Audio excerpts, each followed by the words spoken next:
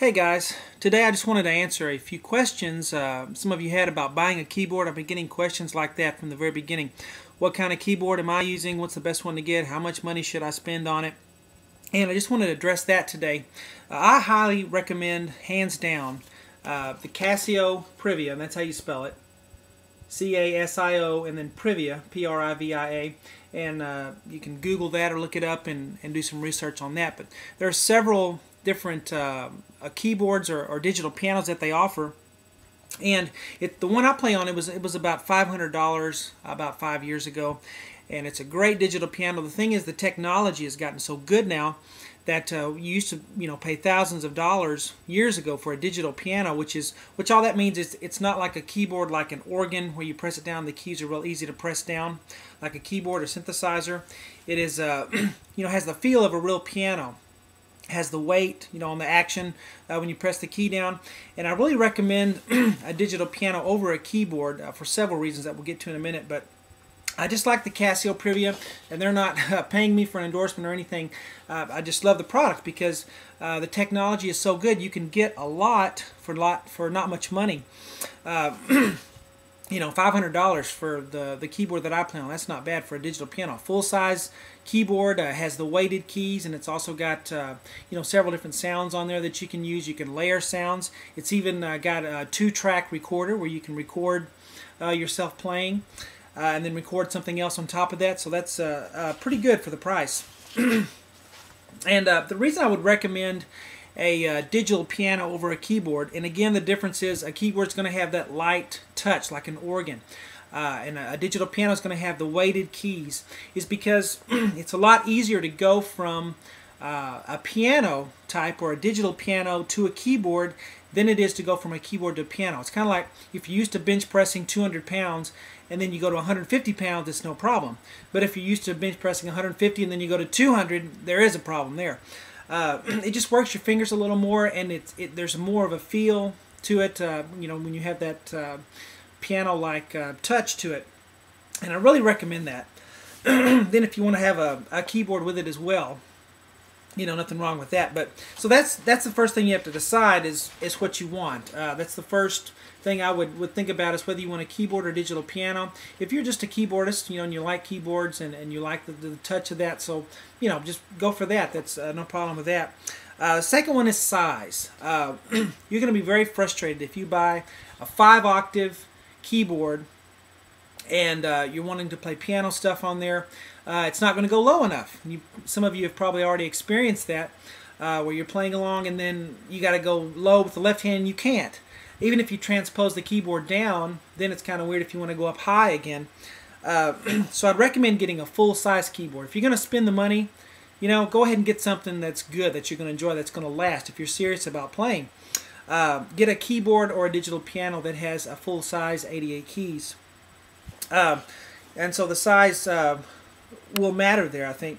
And unless you're just a keyboard player and you're just chording along with chords, then you may not need a full size. But if you're trying to play piano type stuff, you'll be very frustrated quickly, I think. And the third thing is the bells and whistles that are on a keyboard. A lot of keyboards will have, and digital pianos too now, will have what's it called, a sequencer, where you can lay tracks and then you can lay another track on top of that and play the tracks together and go in and edit and all that. Most people don't need that. So if you're buying a keyboard, you don't, and you're just wanting to play piano stuff, basic stuff, then I wouldn't spend the extra money to get all those bells and whistles, all the extra, demo songs on there. Who listens to those? Nobody does. I don't think. They just put them on there because the software is cheap to put on, and it makes it seem like there's a lot more on the keyboard.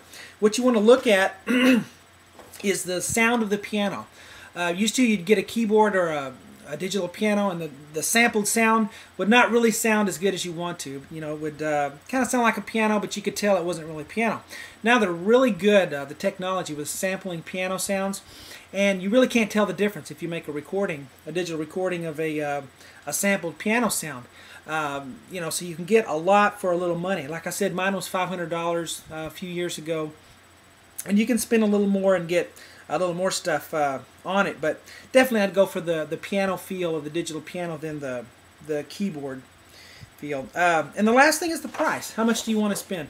If you only have a couple $100, $150, then get your keyboard if that's all you have to spend. But if you spend a little more, you can get a nice digital piano, and also make sure that a stand comes with it. If you just get one of those little flimsy, X stands that I have, it's not going to stay up. It's going to rock back and forth. If you can get a stand with it that's stationary, excuse me, that's always good to get, and it'll keep your keyboard steady while you're playing. And if you really get going, it's not going to start rocking back and forth like that. You don't want that.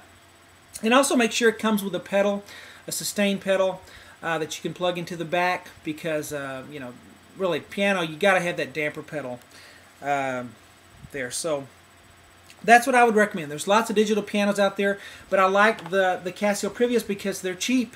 First of all, we don't want to spend the least amount of money we can, and second of all, the technology is so good that you got really good sounds for not much money, and you can't really tell the difference anymore between the low-end and high-end keyboards and digital pianos. So that's what I'd recommend if you're getting into it, because if you're liking the lessons and you're learning, and you just buy a small keyboard with the 5 octaves and you're progressing, you're going to get frustrated really quick with the quality of the keyboard, and you can go to Walmart and buy a $150 keyboard and you're going to outgrow it pretty quick. So if I always say, if you're going to spend the money and you're into it, go ahead and get something a little better, and you can get them. I think I got mine at Best Buy, my Casio Privia. You can also get them at I've seen them in Guitar Center in places, and you might even can find some used ones, but beware on that, because you don't know what damage has been done to the keyboard. So anyway, I thought you guys would enjoy some just a little info and my advice on that, and talk to you later.